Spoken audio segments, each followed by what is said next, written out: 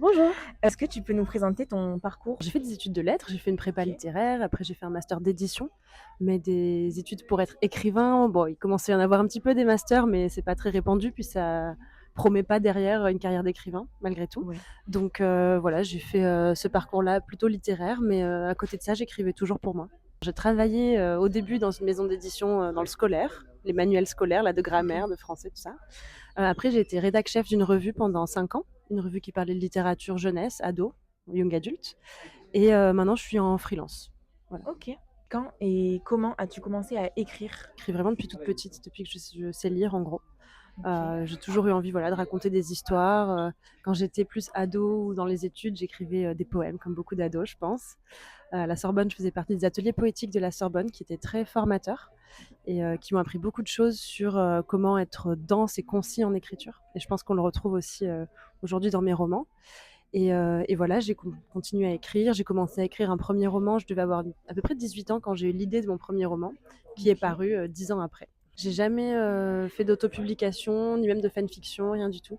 Mon premier roman, donc bon, j'ai mis très très très longtemps à l'écrire, mais c'est le premier roman que j'ai terminé, et c'est la première fois que je l'ai envoyé en fait qu'il a été publié au premier éditeur, OK. parce que donc Folio SF organisait un concours pour ses 20 ans, Mmh. et c'était un concours du premier roman. Et donc voilà, je me suis dit, allez, ce roman que tu te traînes là depuis des années, il va bien falloir le finir à un moment donné. Et le concours, c'était l'occasion de mettre une deadline, de m'obliger à le terminer. Et voilà, je l'ai envoyé sans trop y croire, mais vraiment pour me dire, au moins, tu auras terminé un roman. Et finalement, voilà, il a été retenu. Et pour, tes autres romans, c'est toi qui as, démarché les maisons d'édition ou elles t'ont contacté? Alors en fait, c'est le même éditeur pour les trois. C'est pas la même maison d'édition, mais c'est la même personne Ah derrière. OK, Voilà. d'accord. Donc derrière Folio SF, derrière la Oui. collection Lune d'encre de Noël et derrière Olympe, en OK, fait, ouais. c'est la même personne, c'est le même éditeur. Les trois appartiennent au même groupe, en Oui, fait. c'est Gallimard. Voilà, c'est ça. D'accord. Où est-ce que tu trouves ton inspiration? Alors pour chaque roman, c'est très différent. D'accord. Pour Porcelaine sous les ruines, j'étais en effet en Irlande. J'ai vécu un an en Irlande et je l'ai écrit pendant que j'étais là-bas. Donc on retrouve vraiment dans le roman les La paysages, culture les ambiances, irlandaise? la culture, la Oh, trop musique, bien. le climat, tout.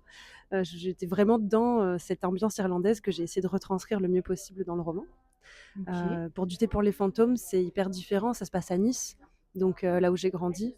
Et j'ai eu l'inspiration en lisant un poème qui est au début du roman et qui se termine par et je prépare moi-même le thé pour les fantômes. C'est ça qui m'a donné l'idée. Et puis après, voilà, je me suis inspirée de plein de choses aussi de ma vie, de Nice, de ma prépa au lycée Masséna à Nice. On retrouve le lycée dans le OK. livre.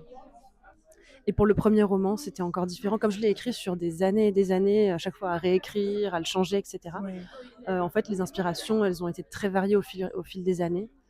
Est-ce Voilà. est-ce que c'est pas trop compliqué de travailler et retravailler des années Si, sur le même livre? c'est plus le même livre à la fin que celui que c'était Ouais, au début, parce qu'on change aussi. En 10 forcément. ans, Oui, on oui. n'est plus la même personne à 28 qu'à 18 ans, on n'a plus les mêmes inspirations, justement, les mêmes modèles, les mêmes envies. Et donc, en fait, je l'ai réécrit, mais en fait, je l'ai tellement transformé au fur et à mesure que Oui. finalement, c'était presque comme écrire de nouveaux romans à chaque fois, mais en repartant d'une base. La même Ouais, idée en voilà. soi, à peu Bah, près? même pas vraiment au Ça a tout début. changé? Ah oui, complètement. Vraiment, ça n'a plus rien Les à voir. détails, Au tout? tout début, c'était un roman jeunesse, un peu OK. mignon, en mode Narnia, Harry Potter, où des enfants découvraient un autre monde et tout. Ne mettez pas ce livre dans les mains des enfants, je vous en supplie. D'accord. OK. S'il y avait des trigger warnings, il y en aurait 5 pages, je pense. Donc non. Tu peux nous en citer un ou 2 là? Ouh là là. Alors il y a torture, évocation de viol. Il n'y a pas de scène de viol, mais voilà. OK.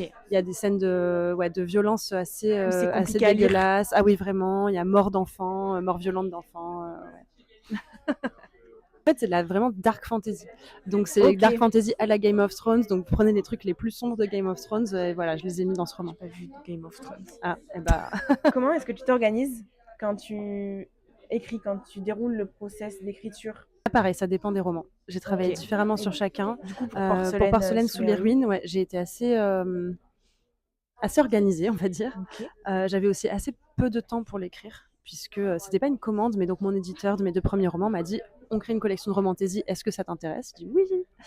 Et voilà, j'avais en gros 8 mois pour l'écrire. Ce qui est très court pour moi, mais mon premier roman, comme je l'ai dit, c'était des années. Le deuxième, c'était à peu près 3 ans et demi. Donc là, tu Donc t'es surpassée là, ouais, quoi, niveau, vraiment. niveau temps, Ah là, j'ai tabassé. Il a vraiment fallu que je m'organise et que je me dise: «OK, comment je veux construire mes personnages. Je suis partie de ça en fait. Et j'ai mon petit tableau de personnages, ça je le fais assez souvent quand même. OK. Donc j'avais mon héroïne et mon héros, donc mon petit couple enemies to lovers. Et à chaque fois, je mets quelles sont leurs valeurs, leurs problèmes à résoudre, problèmes moraux, problèmes psychologiques, leurs objectifs, etc. Et en fait, je les construis vraiment chacun en écho l'un de l'autre. Donc que ce soit en opposition sur leurs objectifs, puisque faut qu'ils soient ennemis, mais aussi en écho sur leurs valeurs, par exemple. Il faut qu'ils se retrouvent parce qu'à la fin, il faut OK, qu'ils finissent oui. par tomber amoureux et que ça ait du sens. Donc voilà, j'ai vraiment construit comme ça mes deux personnages. C'est ça qui a fait la base de mon récit.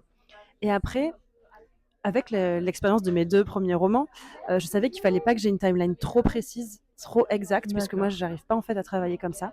Donc, ayant ça en tête, je me suis dit, ok, il va se passer à peu près ça, ça, ça dans les premiers chapitres. Et je suis allée dans l'écriture, je me suis Voilà, tu lancée. laisses libre cours à ton imagination quand tu écris, En en fait, je fait. fais des allers-retours. OK. Donc, c'est-à-dire que je fais quelques chapitres, je me laisse emporter par l'écriture, je dépasse un petit peu la structure que j'avais imaginée. Mmh. Au bout d'un moment, je me dis, ah là, je sens que je bloque, je sais plus trop ce qui va se passer.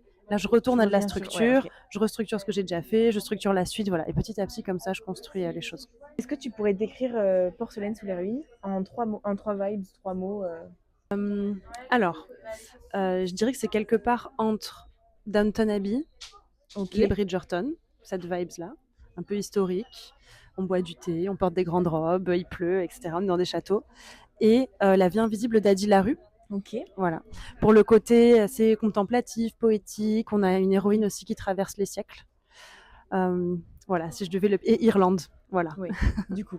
J'ai vraiment essayé de mettre dans ce roman la musique irlandaise. Quand OK. j'habitais en Irlande, moi, je faisais du bowron, donc c'est l'espèce de tambour vertical qu'on joue en Irlande. Et j'en faisais dans un pub au fin fond d'un village de campagne avec les petits vieux qui venaient chacun avec leur violon, leur accordéon et tout. Ça se fait vachement de faire des sessions, en fait, OK. des sessions de musique assez improvisées où vraiment n'importe qui peut amener son instrument et jouer. Et c'était D'accord. tellement des moments extraordinaires, une espèce de communion avec d'autres personnes qu'on connaît pas. Dont on parle pas Oui, c'est forcément la même convivial. langue, c'est hyper convivial. Il y a vraiment un esprit familial D'accord. autour de cette musique qui se crée. Et c'est ça que j'ai essayé de remettre dans ce roman.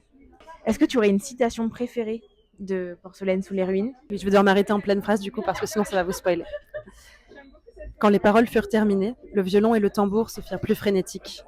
La musique accéléra soudain et ils jouèrent d'une joie furieuse, d'une joie désespérée, d'une joie d'affamés qui n'ont qu'elle pour nourriture, de noyés qui n'ont qu'elle pour île et pour refuge, d'une allégresse démente et solennelle venue du fond du ventre, du fond des âges, parce que était mort et qu'il avait été joyeux et qu'ils devaient lui faire honneur en étant joyeux à leur tour. C'est trop beau, j'adore. Et en fait, donc c'est une scène, vous avez compris, d'enterrement. On joue de la musique irlandaise. Et ça m'a été inspiré quand justement j'étais en Irlande. On était allé écouter un concert des Dubliners, qui sont un groupe extrêmement connu, que vraiment toute l'Irlande connaît, qui chante des chansons populaires en fait irlandaises. Et donc c'est que des vieux monsieur qui étaient là sur scène et qui chantaient ces vieilles ballades. Et en fait, ils chantaient à chaque fois, comme ils sont très très vieux, au fur et à mesure, les membres du groupe sont morts. Et ont été remplacés par d'autres petits vieux. Et à chaque fois, ils disaient cette chanson, elle est pour notre ami Colum, voilà, qui est décédé. Et ils chantaient des chansons hyper joyeuses, mais vraiment, vous savez, ces musiques irlandaises qui tournent comme ça, qui sont une espèce de, ouais, comme je disais, de joie désespérée, de joie furieuse, pour rendre honneur en fait à cette joie qu'ils ont vécue avec leurs amis. Ouais. Oh et je trouvais ça bouleversant. c'est magnifique. Quelle est la chose que tu préfères dans le fait d'être auteur? Oh là là, elles sont dures tes questions. Il y a vraiment deux côtés dans la vie d'auteur, qui sont deux côtés que j'aime autant l'un que l'autre, mais on va dire qu'il y en a un qui découle de l'autre. Il y a le côté solitaire et il y a le côté de rencontre. Et j'adore ce côté vraiment d'aller chercher en moi justement des images, des mots, des histoires et de choisir les mots. Je crois que dans l'écriture, en tout cas, ce que je préfère, c'est vraiment ça. C'est cette dernière étape où je peaufine et où je veux que chaque image, chaque mot, ça sonne. Je marche beaucoup à l'oreille. C'est ça que j'adore dans l'écriture. Et après, voilà, partir, rencontrer les lecteurs, discuter de mes livres, de ces personnages, voir qui sont les gens en fait qui me lisent, c'est extraordinaire. Oui. Ok. Merci beaucoup. Merci à toi. C'était trop sympa. Merci à toi, c'était chouette.